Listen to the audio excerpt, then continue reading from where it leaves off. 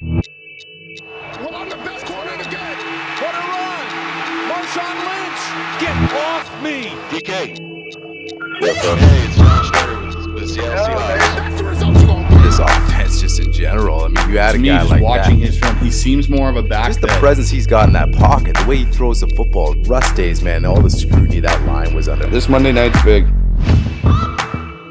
Hey guys, welcome back. Another episode of the Hawk Zone Rundown. We're coming at you right in the midst of free agency here. Crazy stuff happened yesterday already. But before we get into that, bit of quick housekeeping here, guys. You like what you're hearing? Subscribe to the channel. Hit the like button for us. Notification button is going to get you knowing when future episodes are dropping, so you don't have to miss a single one. And so that being said, we're already in day 2. B Rice, the Hawks, some guys departed. A big re-sign there in Leonard Williams, which we were all saying, hey, that's the number one guy that is on the list, and we did that. We made that happen. Tight ends. Already, Uncle Will was already out the door. We cut him loose, and then it was kind of debate between Colby Parkinson, which you and I were high on, but we also love the idea of Noah Fant because he's a good player, so we locked him up. So those are 2 guys right now. We had some guys obviously out the door, guys that we were debating. Do you keep him? Jordan Brooks left to Miami. He's a Dolphin now. Parkinson already gone, like we just said. Drew Lock signed today, and guys like Bobby are probably going to be out the door. What are your thoughts so far? It's not over yet, right? But what do you think so far with what the Seahawks are doing so far in free agency here? Honestly, I'm happy. You re-signed Williams, which is what they needed to do. The number that he came in at, I think it's a fine number. I've been looking at Seahawks Twitter, and some people think we overpaid. That was the number you were going to get because the market went nuts. As soon as Christian Wilkinson signed his deal, that market was going to get inflated. It was inevitably going to happen. And what did Wilkinson sign for? 5 years, Wilkinson signed for 4 years, 110 million. So Right. The minute that happened, the market was going to explode. It was going to jump. We'd been sitting on here with different guests kind of talking about what we figured Williams was going to make, and we all kind of figured it was going to be between like 18 and 22 million. Well, came in at basically 21.5 million per year. So it's a $64 million deal over 3 years. And teams build out for 3 years. They don't build out for 6. They don't build out for 10. They build out for a 3-year kind of span if you look at contracts. Leonard Williams is a piece they wanted for the next 3 years here. Right. And then in regards to Noah Fant, like you said, we basically cleared out our tight end room. I think with the Noah Fant thing, if you really look at the deal, it's more of a 1-year deal. Like if he doesn't produce this year, they don't have to keep him around. They don't take a big cap hit if they let him go. So it's kind of basically a 1-year prove it with an extension on it. Out of them all, Colby Parkinson was the one I wanted back the most because I think Colby's got probably maybe the bigger upside because he's such an effective run blocker and he's shown that. I do like Noah Fant. I just didn't think we were going to get Noah Fant back because I figured he was going to get quite a decent look on the market. He's remember, 1st-round pick. So, when you look at what, in comparison, 2 years, 21 for Noah, 3 years, 22 for Parkinson, I take Noah Fant in that situation. I think with Ryan Grubb and what he's able to do with the offense, I think that Noah Fant's going to see maybe a career resurgence a little bit because with Shane Waldron didn't know how to use him. Like Noah Fant's not an inline blocker. Noah Fant, when he came out of the draft, the whole thing was he was a guy that ran a lot of seams. He was a receiving weapon. It's no different than when we had Jimmy Graham here years ago. Again, we didn't know how to use a receiving tight end. We kept trying to line him up and have him blocked. That's not what he's designed to do. Yeah. I also think they bring back Noah Fant because I think it may, even though they brought Tyler back, there may be more situations where it's JSN, DK, and Noah on the field. So both those signings, I'm happy. And that's always been John's thing. And the Seahawks thing is we're going to re-sign our priority guys first, then we'll dive into free agency. And, you look at Seahawk Twitter and all this, and they're all going nuts and freaking out that, we got all that. Why did we clear all this cap space? We're not doing anything. The Seahawks have never, besides Draymond Jones last year, they have never been a day one or day two spending team. When they got Cliff Averill and Michael Bennett, that was day like 2 after the league year had actually opened and day 4 for when they got Michael Bennett. Now, yes, I get that the market's kind of accelerated, but there's still players out there. And like, we didn't bring back Jordan Brooks.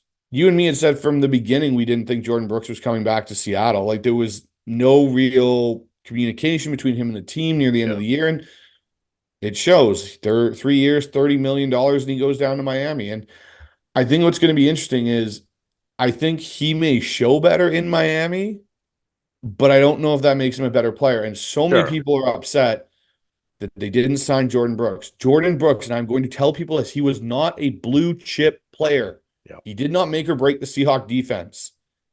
And that's the thing. If we want to talk blue chip linebackers, Bobby in his prime, if you had let Bobby walk out the door at the same age you let Jordan Brooks walk out the door, you've got a different discussion on your hands. He's a blue chip player. Jordan Brooks was never a blue chip player, and you do not pay astronomical amounts of money for non-blue chip players. Not saying Jordan's contract is, but I wouldn't have paid that for Jordan Brooks. I'm sorry. I just wouldn't. I may get flack for that in the comments, and that's fine. But I don't see the value in it. When I can still go out on this market, there's still a Devin White. There's still other guys out on this market that I think they're going to bring in, and I think they're going to draft some guys. I think Mike McDonald, if people don't remember, his main position group, besides being defensive coordinator, is linebackers. I'm going to trust Mike McDonald on what his evaluation of Brooks was, Bobby was, and clearly Patrick Queen was. Because he wasn't going to break the bank for Queen, apparently. So, yeah. I say trust him. I think trust him too, and I agree with you there. I think they had maybe they didn't even have a number for Brooks, man. Maybe, like you said, the communication wasn't even there. They were like, you know what, we've seen what we've seen. And with talks with Mike, it could be, we want to go in a different direction. Maybe, like you said, there's a lot of linebackers out there that you can get for more of a bargain deal that can do the job. And maybe they're looking to say, like you brought up before, we're a young team. We're a young football team. Like, it's not like we need to just spend all this money right now. Like you and I have discussed in the show, man, we're setting this up for 2025. People are getting so excited. Like, we got to lock in all these big price guys right now. When, hey, look, like we re-signed Leonard Williams. We could have easily let him walk. And like you and I discussed, you just potentially wasted a second round pick. We locked this guy up. This is a big prize dude. And the thing is, he had no ties to Seattle. Like, he could have easily said, nah, thanks for the half a season, I'm out the door. Like, he had no ties to us. The fact that we got him and the contract, like you said, anywhere between 18, 22, we got him around the 21 mark. He's a big time guy. You get Nwosu back in there. You got some dogs on that line, and I'm sure they're going to address something in the draft. But as far, some of these guys, some of the teams overpay. And Seattle doesn't need to do that. Like, look at Damian Lewis. Look what he got. Like, I don't know what your thoughts are, but that's just somebody. There's just no way I would put that much money into him. Like, we're talking like we need help in that interior. Damian Lewis was a dude where it was like, yeah, maybe we'll bring him back on a cheap kind of thing, but you're not throwing money. Like, that is just insane what he got. So, there's like, sure, some teams, I feel like they just go try to make a splash and overpay and reach just to tell the fan base, hey, we're trying to make moves. And like you brought up, historically, Seattle doesn't do it. Draymond we were shocked when it was like, whoa, you're spending big time money on an interior guy like this. Okay, like, this guy must be a player. And sometimes you throw money at a guy like that and maybe he'll have a turnaround, but it doesn't always work out. And this team has some young pieces, and John doesn't mean we're not going to sign anybody. There's guys out there still. So, people just need to slow down and see how the chips fall. And John is still looking, and he's waiting. There's linebackers out there. Like you mentioned, Devin White, there's, Gay from Kansas State. There's still a lot of guys on the market here. Well, just for an example, here we go. I'll go off the list of linebackers that are currently still available. You've got Bobby still out there. If they wanted to circle back, I don't think they will, but if they did, Jerome Baker, Devin White, Tyrell Dotson from Buffalo last year was really good. If they walked out of free agency with Devin White and Tyrell Dotson, yeah, I'm good with that. That's fine. Yeah. Zach Cunningham, Denzel Perryman, Isaiah Simmons, Devondre Campbell just got released. Personally, I think it's going to probably end up being either Devin White or Tyrell Dotson and Devondre Campbell that are going to, because Campbell's got connections to our linebackers coach, because that's who coached him last year. He was Right. just released by Green Bay, but he's in his, like, I think he's 30, maybe 31. So he's aged up a little bit. You could probably get him cheap. And that's the thing. John's going to sit back and he's going to make moves. Like, Yes. again, people don't seem to understand. Like, yes, they freed up all this cap space, but it's not the true number. Like when we had Chris on the other night, that's not the true number. If you do a lot of what Seattle's done now with the Fant move, with the Mhm. Williams move, they're sitting at maybe 16 million of usable cap space. Right. 16. That's it.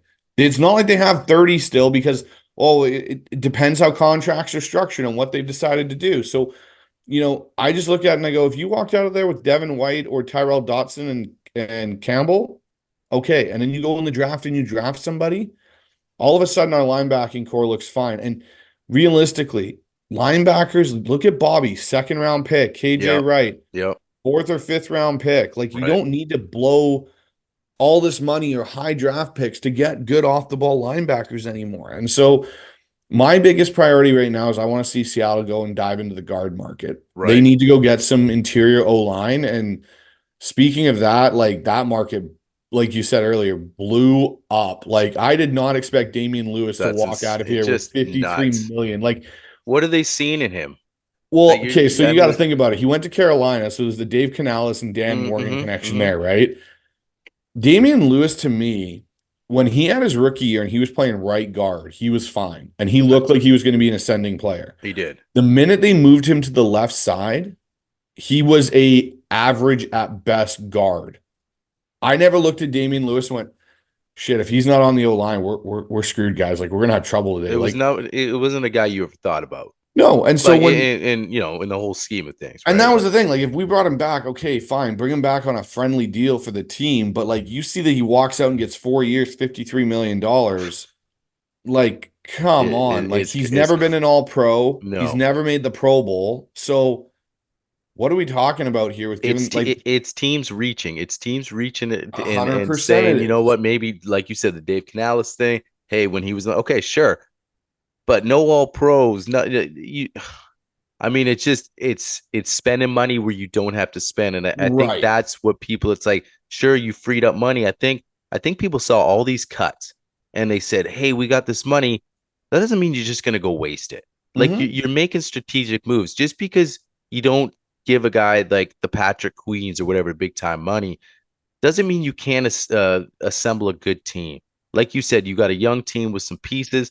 Maybe we fit in a veteran linebacker for on the cheap. You bring a new guy. Mike wants to mold this thing how he wants to. Maybe he thinks Geno Stone and Queen, yeah, they were these. He knows them better than anybody else. Mm-hmm. If he said, dude, I don't care. You need Patrick Queen over Leonard Williams. Like, this is how good this guy is. And no one's saying he's not a good linebacker. But, as far as like what your priorities might be, that he's going to give John firsthand info. And he might just be like, nah, you know what? This is kind of the kind of guy he is. Um, and you move on. You move on. There's still a lot of good players, and it's about how they're going to fit in Mike's system. And he probably knows. Look, there's other guys that we can fill these positions. And I think I just go back to like, hey man, if we get hot and win 12, win 13, hell yeah. Like, of course, I want to win every game. But realistically, this thing is going to get set up for, like you said, 25, 26. You know what I mean?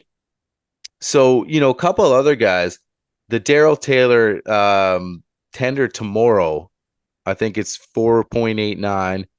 We've talked about Daryl.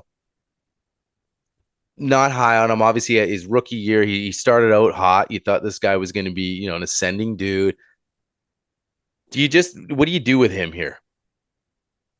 Um, I honestly kind of look at Daryl Taylor and I go, I don't know if Mike McDonald brings him back, if he fits the scheme and what Mike McDonald wants to do. I think Derek Hall actually is probably a better fit for what Mike McDonald wants to do. You got Boy Mafe, you got Chenna Nwosu. Right. Seattle may add a guy this year in the draft. They may bring back Jadeveon Clowney. Right. It'll be really interesting to see what they do with Daryl Taylor. Like, I truly think if they aren't high on Daryl Taylor, that they're, if Mike just goes, no, sorry, I'm not interested in keeping this guy around, they'll let him go and they'll let him walk. Right. Okay. But So, go ahead. well, I was just gonna say, and that again, I think it kind of goes back to just how different this is gonna be compared to past Pete Carroll regimes is I think the evaluational point of players is going to be way more difficult, and there's not going to be as many kind of, hey, maybe he'll turn the corner. Hey, maybe like you think about Daryl Taylor, like he missed his entire rookie year with a broken leg or whatever, Yeah. coming through the draft process, but they had to have him. And then you look at his, next year, okay, he had 9.5 sacks. Then you look at last year and he was basically non-existent. I expected when Chenna to go down. Okay, cool. So Taylor, you're on one side, Mafe, you're on the other. You're gonna actually provide some prep. No, it never materialized. I don't think you can bring that guy back and go, yeah, we're okay letting Derek Taylor sit another year and do nothing. Because Derek Hall, a lot of Hall's Right. numbers and reps, I think got eaten up by Taylor. Sure. And them trying to see if, hey, do we have something here? Do we still have something? And I think it'll be interesting. If they don't tender him tomorrow, you're going to see again another swing and a miss by the drafting committee. You talking about the 2020 draft? Yeah, because that'll be the last Yep. dude from that class, right? So, and we've talked about that, but we figured we felt the last 2 years they really changed things up and nailed the draft, especially the year prior. But obviously some cornerstone pieces last year with JSN and Witherspoon, and yet to be seen. Like, let's get some more reps for Derek Hall and the cat out of Michigan there that didn't play. Mike Morris. There you go. Mike Morris. There's a name that we still has yet to be seen in the wild. So let's get him out there and see what's up. So there's a few like, okay, let's wait and see. You can't evaluate everybody after one season, but so I just think people want to say, hey, we don't have expectations, but when you let Pete go and you hire Mike and you bring in this new staff and people start getting excited, they just expect like, okay, let's make huge splashes now and we're ready to go. We're Super Bowl bound. Like, it just doesn't work like that. Listen, Drew Lock is out the door. He's a New York Giant. You and I are both happy about that. Like, probably a nice guy, but just no, he's just not the Seattle Seahawk. Does that answer any other questions as far as like, obviously we need a backup.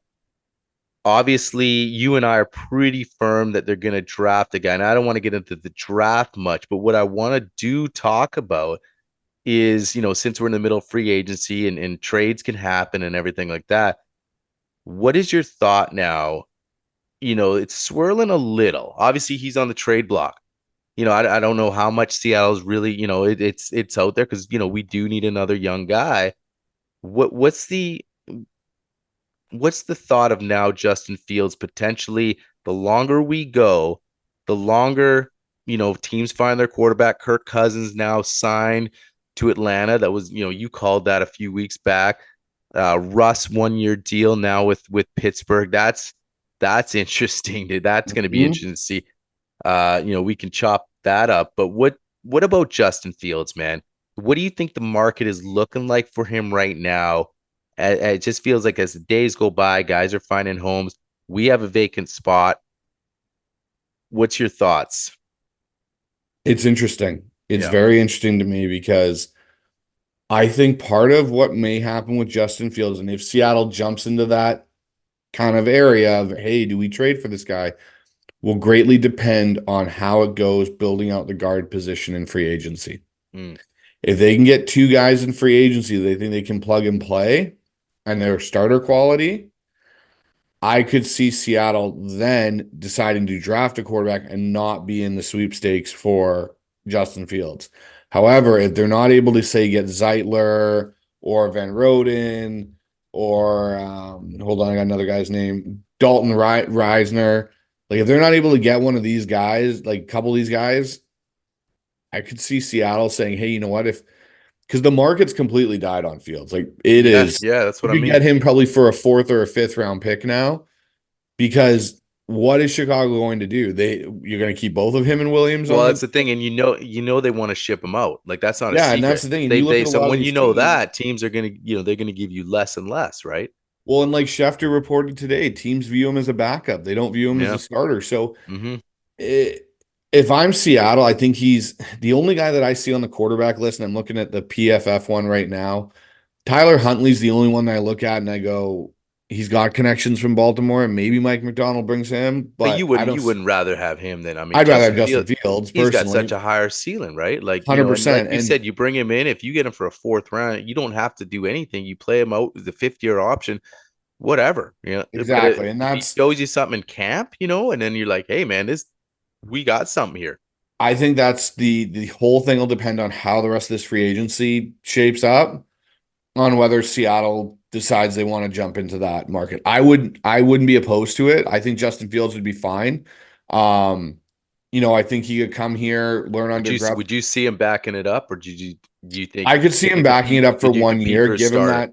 give him that Yeah, year to kind of, get his bearings on what's going on, rework his contract to, hey, look, like you're not going to hit some major payday, so let's rework this.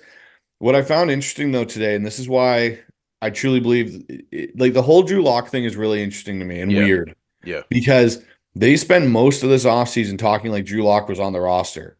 Ryan Grubb, oh, Yeah. I'm giving him dad advice. And, Mike McDonald, oh, yeah, Drew and Gino, those are the two guys I've talked to the most. And John, and they were bringing up Drew without people asking about Drew. You're It right. was Yeah. about Gino questions, and then they'd slide Drew in there. So now that he's gone off and signed his 1 year deal with the Giants, to me, this signals even more that, hey, we're going after a quarterback this year. Like, I do not see a Absolutely. way that Seattle does not end up with a rookie quarterback.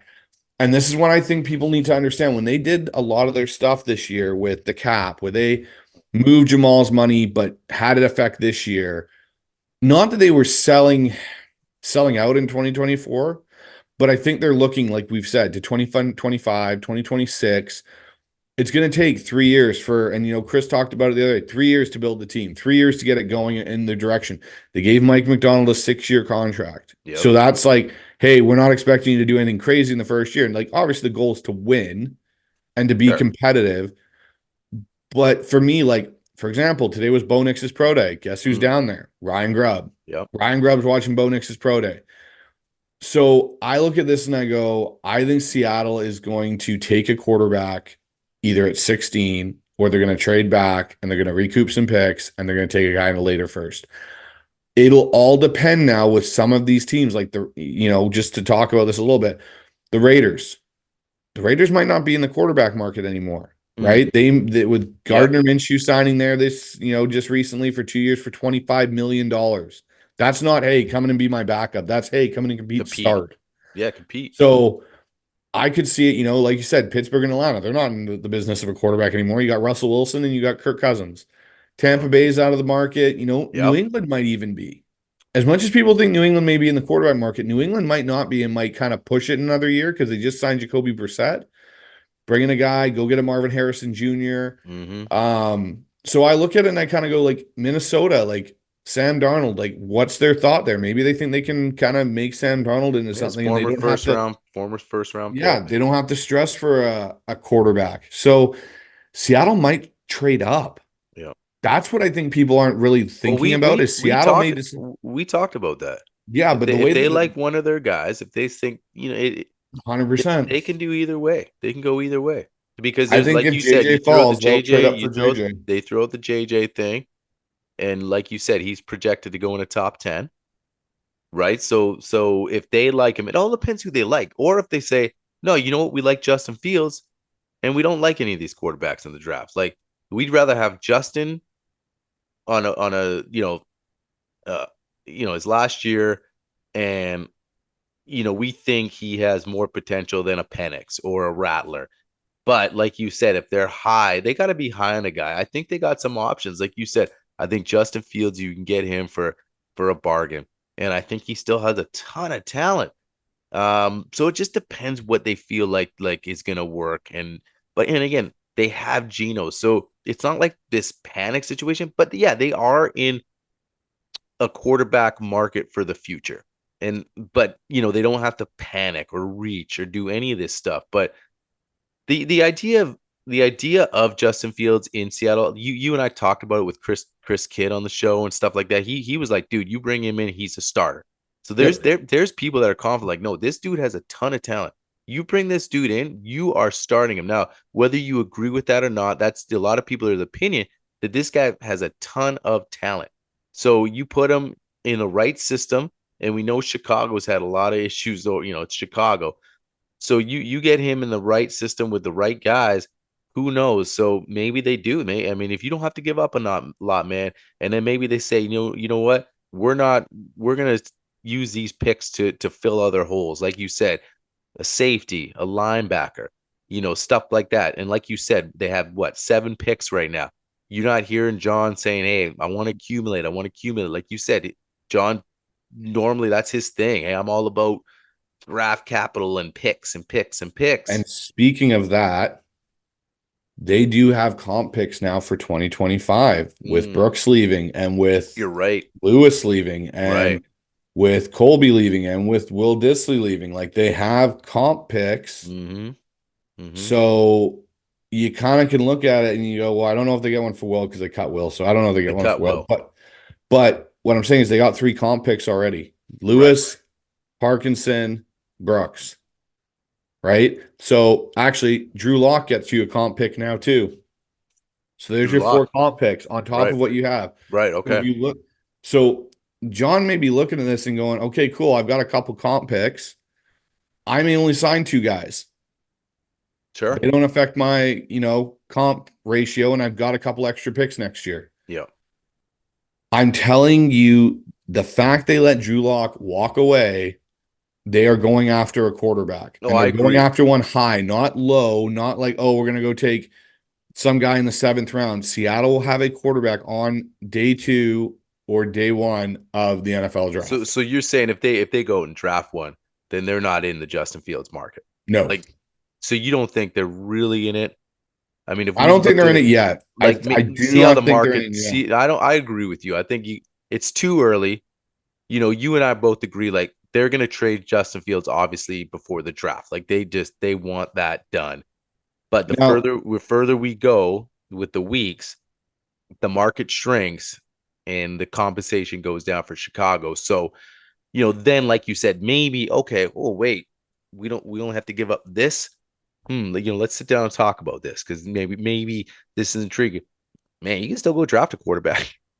Nothing's stopping you there. That don't mean you don't have to, that doesn't mean you're not going to draft one either, right? So, and that's the whole thing, right? Is like, the weirdest thing that could happen in all this that throws it all in a nutshell is Chicago decides they're not going to trade or not going to draft Caleb Williams. Right. They decide that they're going to, because there's still so many holes on that roster. Yeah. We're going to trade this pick, recoup a whole bunch of draft capital next year, and keep Justin Fields. Totally, man. But like, that to me would be the smarter play, because I look at it and I go, I agree. You have a lot of issues, and some of my people that I know that are Bears fans have been like, no, like, let's keep this gravy train going of picks and fill out more of our roster than just plug in. Like, you look at some of the teams that have drafted rookie quarterbacks and been successful. So, for example, people will be like, oh, Caleb Williams, he's the next Patrick Mahomes. Right. But Patrick Mahomes went to a Kansas City Chiefs team that traded up to 10, that had a bunch of their positions already kind of set, and a team that was winning 10 games a year, and then plugged in a rookie quarterback that was exceptional. And they sat him for a year. Exactly. Seattle did the same thing with Russell. They had a starting quarterback. Right. And Seattle did the same thing. They went out and signed Matt Flynn. They drafted a quarterback, but they had built the rest of the team. They had the running game. They had the receivers. They had the defense. Okay, plug in the rookie. Don't screw the game up. Well, and I think they had every intention probably to start Matt. And then, based on Matt Flynn had the elbow issue. And Russ just impressing and say, okay, no, he's ready. But coming to a team. But like you said, but that, what, we go back to that, and we're not going to get too into the draft, but guys teams will be like, I don't care what else is going on with our team. We got this guy that we potentially think can be a Pat Mahomes, and we're it's not, even though you're sitting there with a Justin Fields, but that's you can get into that conversation. Breaking news, Seattle's made a signing. Here we go. So they've signed Pharaoh Brown, tight end, on a 1-year deal for Jeremy Fowler. So there's your other tight end to add to the room. He's not, doesn't break the bank. He's another veteran option kind of guy, 30 years old, low risk move. So yeah, I know it's not like something big, but at least we know we've made. And so that tells you that, Ryan Grubb in his offense last year had Culp and Westhoff. They do like to use the tight ends. So what I'll say is this, is I think there's two players out there that I think Seattle needs to walk out of free agency with to say that they had some success. I think they need to walk out with one of those linebackers that we talked about, whether it's Devin White, Tyrell Dotson, or Campbell. One of those guys. If you get two of them, great, but one of them at least. Zeitler as a guard, and I think his name's Cameron Curl. He's a safety from the Washington Commanders, young guy, 24. I think he'd come in and play great in Seattle's system, and then you still, again, can draft to fill more of those needs, but those are where I think I can see kind of Seattle going. But yeah, so Seattle's out another tight end, so our tight end room's kind of filling out a little bit now.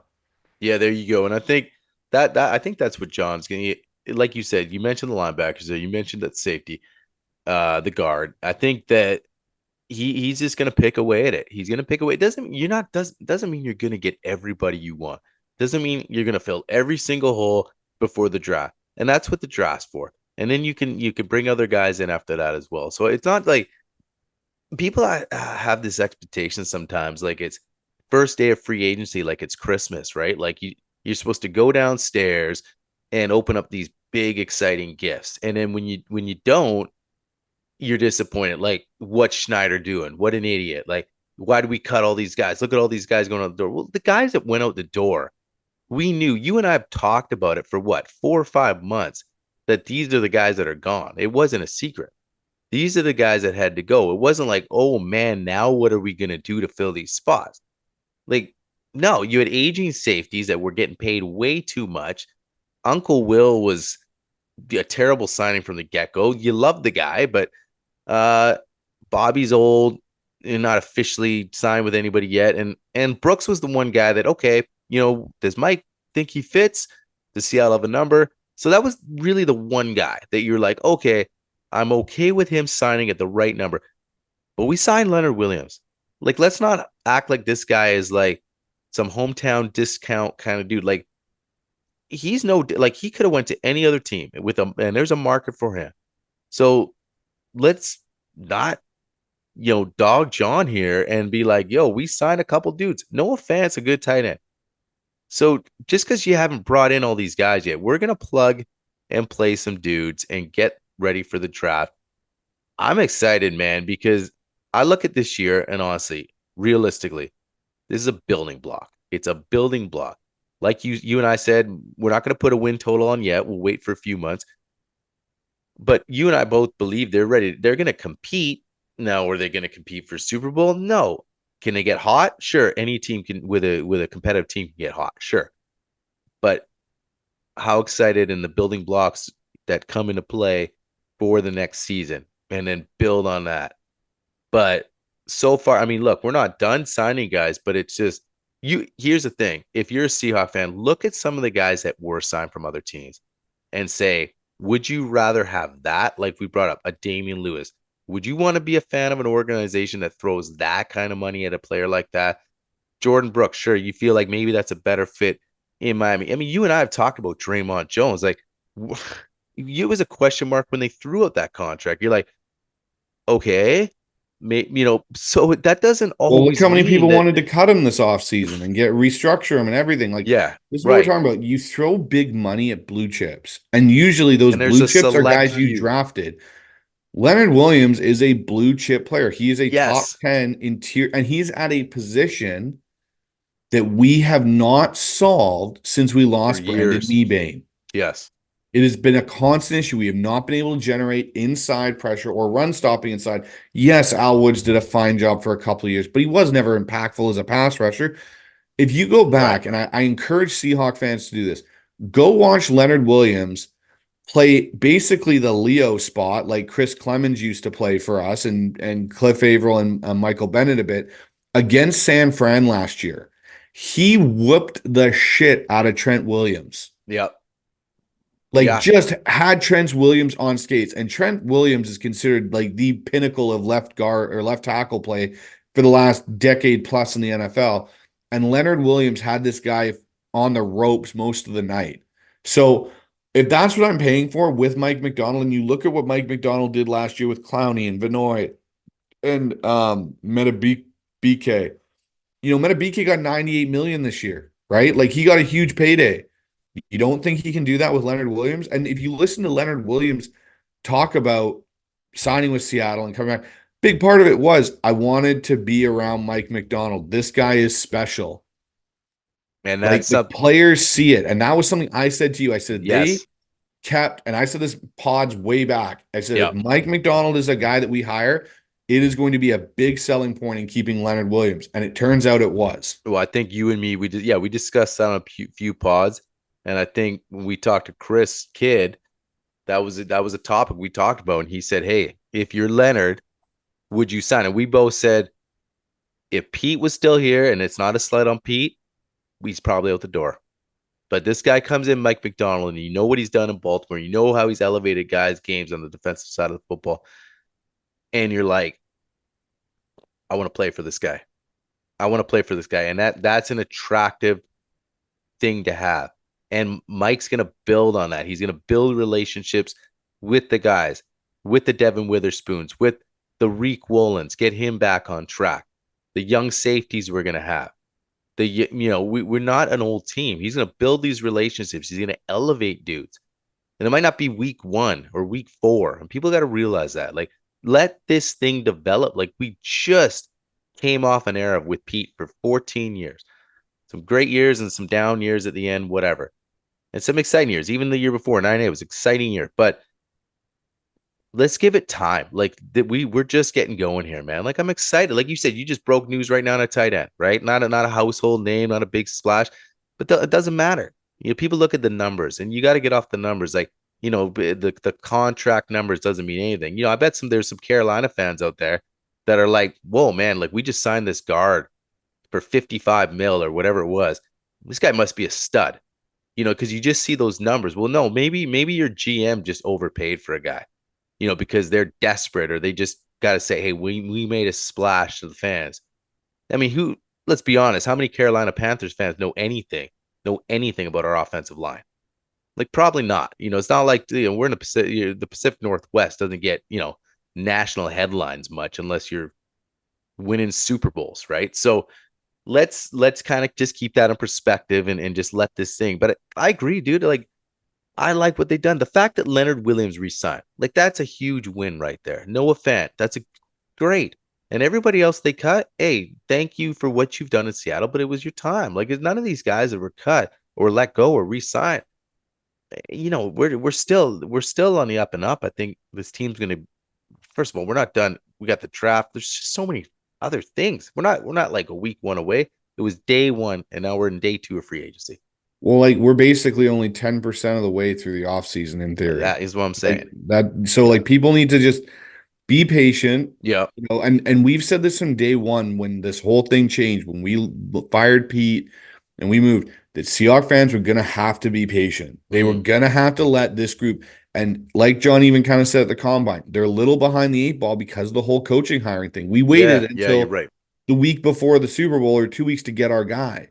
That was longer than anybody else before they had finally hired their guy. So when you look at that, you kind of put it in perspective. Yeah, we're a little behind. I honestly look at it and I go, be patient, trust the process. As much as it can seem crazy, be patient and trust the process. And you will see the benefits come out the other end when you see some of these teams that spend all this money not turn it around. And you're going to be sitting there going, well, damn, I'm glad that John didn't go spend money on this guy or that guy or whatever. I'll be honest, guilty thing. One of the happiest thing I saw today was that DJ Dallas will not be back. I do not have to watch DJ Dallas do punt and kickoff returns Yeah. or not catch a punt and watch it bounce to our 5-yard line and Yeah. get down. It also means we're probably going to see Kenny McIntosh, which is something I wanted to see last year. So did a lot of fans. And I think just like, these are guys that Pete might have hung on to that, they were sort of Pete guys. He liked them for whatever reason, locker room, whatever. But, that's why we're excited about this new era. So I'm excited. I agree with you, man. I like what they've done so far in free agency. And like you said, we're just kind of 10% of the way there right now in the offseason. We're just getting it going. So you know what? Let's just let's see what the next couple of let's see what tonight brings us, tomorrow brings us, and then kind of go from there, man. Yeah, no, man, I think it'll be good. I think just be patient. That's the biggest thing I trust people. Be patient. Trust the process. Trust the process, man. So you know what? That's that sums it up right there. So yeah, man, that's it for us tonight, man. Make sure just to let you guys know, we have Rob Staten coming on in a few days. He's coming on in a few days from now. So hit the notification button, because then you're not going to miss that one, because that's a good pod, man. That's going to be the third time we got Rob on. So we're going to get him, obviously talk free agency, pick his brain. And there's no question that we're going to have some draft talk with Rob as well, man, because Rob knows the draft inside and out.